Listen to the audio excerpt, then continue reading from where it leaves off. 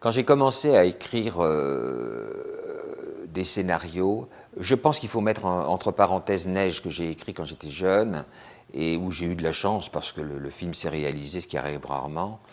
Et c'est plutôt en écrivant des scénarios pour la télévision où j'ai appris des choses et en même temps je me suis fait peur. Je me suis fait peur d'une part parce que j'ai pensé que j'allais y avoir une écriture qui s'assécherait, qui deviendrait très, très technique, comme l'écriture d'un scénario.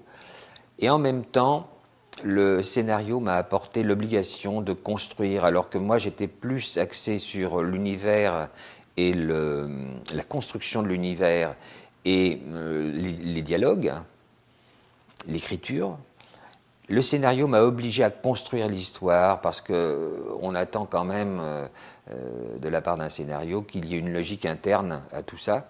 Donc ça m'a forcé à structurer mes histoires, à faire des plans, etc. Et donc j'ai commencé à travailler plus comme il faut le faire quand on a l'intention d'écrire des textes assez longs, puisque j'ai écrit quand même une quinzaine, une dizaine de romans. Donc ça a été bon pour moi sur le plan de la structuration du texte. Et en même temps, ça m'a durci un petit peu l'écriture elle-même, en ce sens que c'est vrai, dans un des scénarios, on ne développe pas, on ne fait pas de littérature proprement dite. Et puis après, j'ai trouvé un moyen terme entre les deux, et j'ai essayé d'être efficace et en même temps pas trop sec.